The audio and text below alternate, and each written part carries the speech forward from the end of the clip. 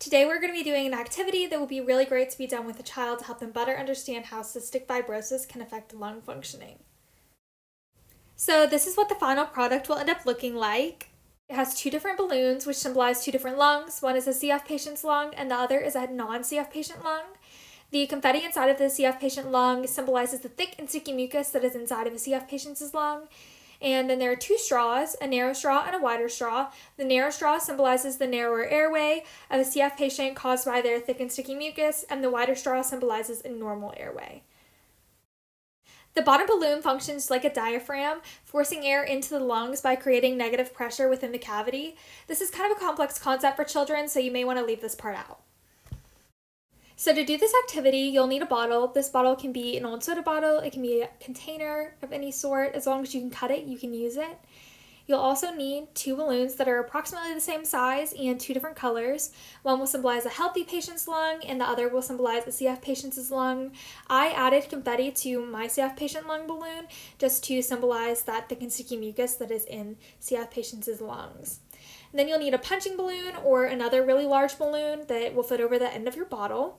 You'll also need two straws, a thick straw and a narrow straw. The thick straw will symbolize a healthy patient's airway, and the smaller straw will symbolize a CF patient's airway that's lined with that thick and sticky mucus.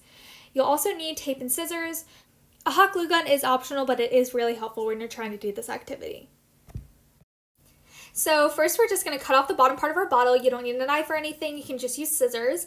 You can also use any kind of bottle. Here we're using an old Coke bottle, but you can also use any kind of container that you're able to cut.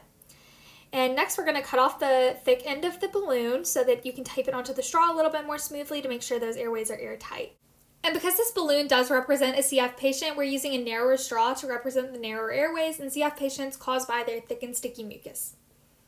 And here we're just doing the same thing with the thicker straw to symbolize the more open airways of non-CF patients. Next, we're just taking the lid of our bottle and using our scissors to kind of work a hole in it. This is going to take a little bit of work, but you'll get it eventually. And then we just feed our straws through the little holes, and we're going to secure that down with either tape or hot glue in just a few minutes. So the next thing you want to do is stuff the balloons and straws into the bottle so that you can secure it on. And next, you're going to secure those straws in place using either hot glue or tape.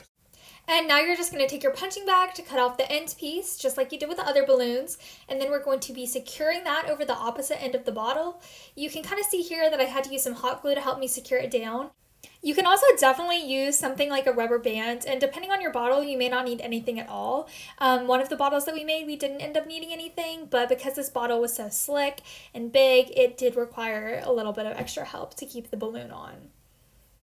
And here's our final product. As you can see, the CF balloon with the confetti in it to symbolize the thick and sticky mucus of CF patients inflates a lot less than the pink balloon, which represents a healthy person's lung. This is a really quick way for kids to be able to visualize the difference between a CF patient and a non-CF patient's lung and help them better understand why CF patients are likely to be out of breath more or can't necessarily participate in the same activities as their peers.